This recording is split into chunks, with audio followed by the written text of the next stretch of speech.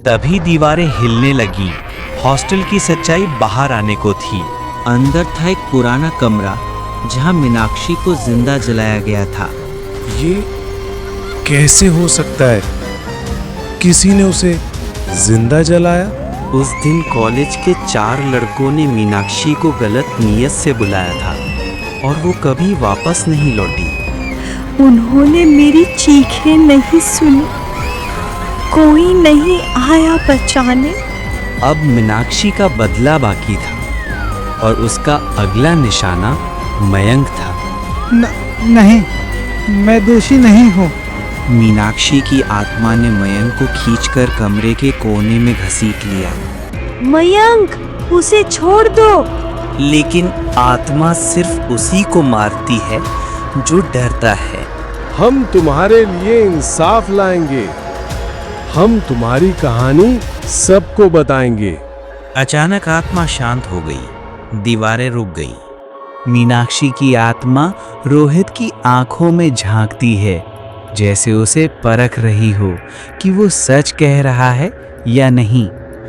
मैं तेरा सच सबको बताऊंगा। तुझे इंसाफ मिलेगा मीनाक्षी। एक पल को आत्मा चुप हो गई और उसकी आंखों से आंसू जैसा काला धुआं गिरने लगा।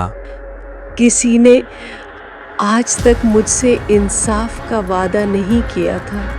आत्मा अचानक कमरे के कोने में जाती है और एक पुरानी दीवार पर हाथ रखती है। उस दीवार में छिपा था मीनाक्षी का शव, 20 साल से बंद कमरे में दबा हुआ। ओह माय गॉड, मीनाक्षी, ये तुम थी? अर्जुन, रोहित और राहुल मिलकर शव को बाहर निकालते हैं। इतने सालों से कोई भी तुम्हें दफनाने नहीं आया। तीनों दोस्त मिलकर मीनाक्षी की अस्थियों का अंतिम संस्कार करते हैं। जैसे ही राख बहाई जाती है, आत्मा एक आखिरी बार प्रकट होती है। अब मैं मुक्त हूँ, लेकिन अगर किसी और को सताया गया तो मैं लौट।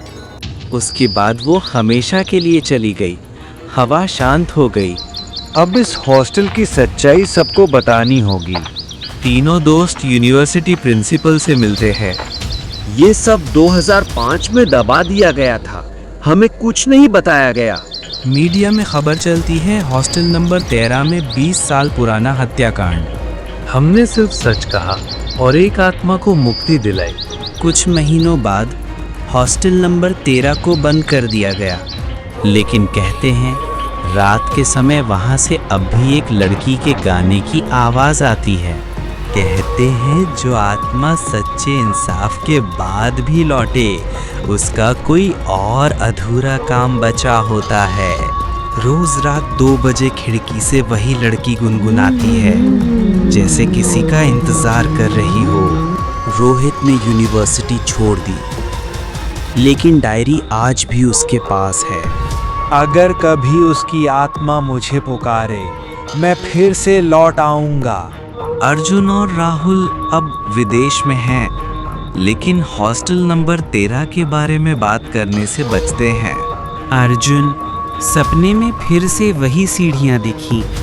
लगता है मीनाक्षी अब भी रातों को जब सब सोते हैं, हॉस्टल नंबर 13 के कमरे नंबर 102 की लाइट अपने आप जलती है। अबे, वो लाइट कैसे जल रही है? ताला तो लगा है।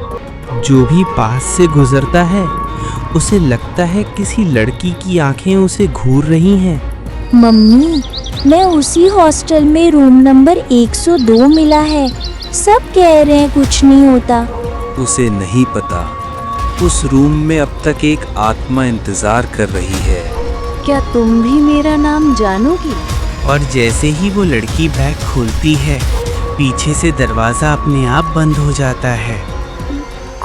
कौन है? और तभी पीछे खड़ी परछाई धीरे धीरे लड़की की ओर बढ़ती है। अब मेरी कहानी का हिस्सा है। दिल्ली यूनिवर्सिटी ने फिर से हॉस्टल खोलने की मंजूरी दे दी, पर एक चेतावनी के साथ। रूम 102 बंद रही तो कहते हैं एक लड़की आज भी वहाँ गाती है। सुनोगे तो पागल हो जाओगे। रात 2 बजे रूम 102 के पास मत जाना, वरना अगला नाम तुम्हारा होगा। क्या आप कभी हॉस्टल नंबर 13 में रह पाएंगे? तो ये थी आज की रात की कहानी। क्या अगली रात तुम सो पाओगे? हर रात के पीछे छुपा होता है एक और राज। अगली बार फिर मिलेंगे एक नई रात की कहानी के साथ। आप जब तुम ये कहानी सुन चुके हो, क्या तुम पर भी उसकी नज़र है? अगली रात की कहानी में मिलते हैं। अगर तुम तब तक बचे रहो तो कहते हैं जो रात की कहानी सुनता है वो कभी चैन से नहीं सो पाता। तुमसे फिर मिलेंगे एक और डरावनी रात में।